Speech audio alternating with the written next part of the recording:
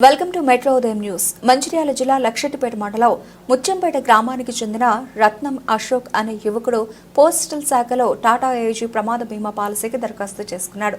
గత నవంబర్ 18వ తేదీన Donabanda petrol bunk సమీపంలో ప్రమాదవశాత్తు అశోక్కి రోడ్డు ప్రమాదం జరిగి తీవ్రంగా గాయాలు కావడంతో ఆసుపత్రిలో చికిత్స పొందుతూ పూర్తిగా కోలుకున్నాడు. అయితే అతనికి మంజూరైన ₹1,00,000 ప్రమాద బీమా చెక్కు పూర్తి పరిహారాన్ని గులకోట పోస్టాఫీస్ వద్ద పోస్టల్ అధికారులు మరియు సిబ్బంది బాధితుడికి అందజేశారు.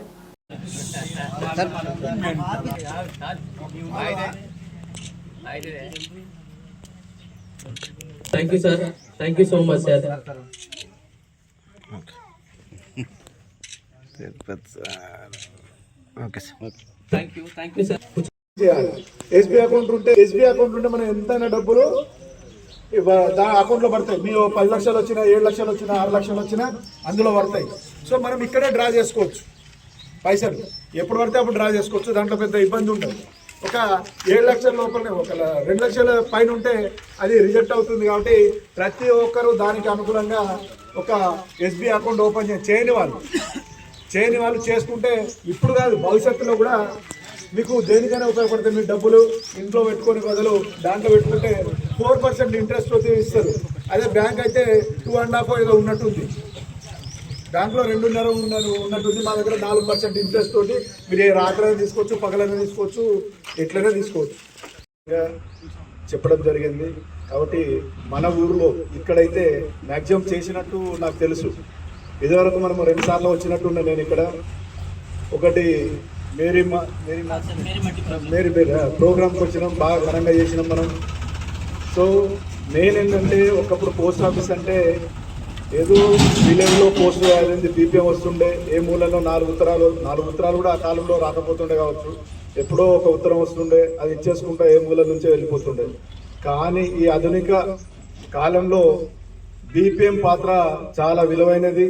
తర్వాత ప్రజలకు అందుబాటులో ఉండే వ్యక్తి ఎవరంటే ఒక బీపీఎం గారే. అందులో మీ అదృష్టము ప్లస్ మాది కూడా అదృష్టం ఏంటంటే, మంచి వ్యక్తి మన బీపీఎం గారు తిరుపతి గారు మీ గుళ్ళకోటకు రావడం చాలా సంతోషం. ఎందుకంటే ప్రతి ప్రతి ఏదైతే పోస్టల్ డిపార్ట్మెంట్ ఏదైతే చేస్తుందో ప్రతి స్కీమ్ను మీ ఇంటింటికి చేరవేస్తుందంటే ఆయన ఒక్కరే. ఉన్న దాంట్లో ఏంటంటే చాలా మంది బీపీఎంలు ఉన్నారు. కొందరు ఏంటంటే ఎప్పుడు వస్తారో ఎప్పుడు పోతారో తెలియదు, కానీ ఈయన పొద్దున వచ్చిందంటే సాయంత్రం వరకు ఇదే ఆఫీస్లో కూర్చుంటూ ఉంటాడు.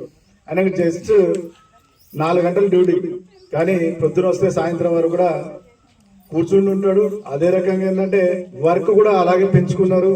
అది కూడా మీ ప్రజలతోటి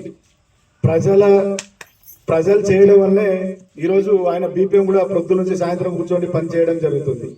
మెయిన్ ఉద్దేశం ఏంటంటే, ప్రతి ఒక్కరు పొదుపు అనేది నేర్చుకోవాలి. ఒకప్పుడు ఏంటంటే తల్లిదండ్రుల మీద ఆధారపడే వాళ్ళు.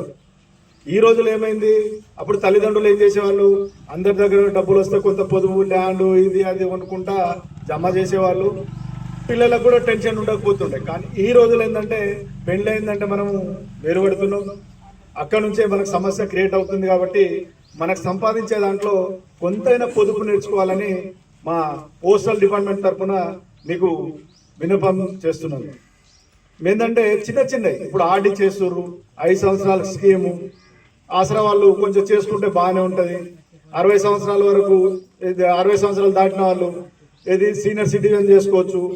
తర్వాత అంటే నేను మామూలుగా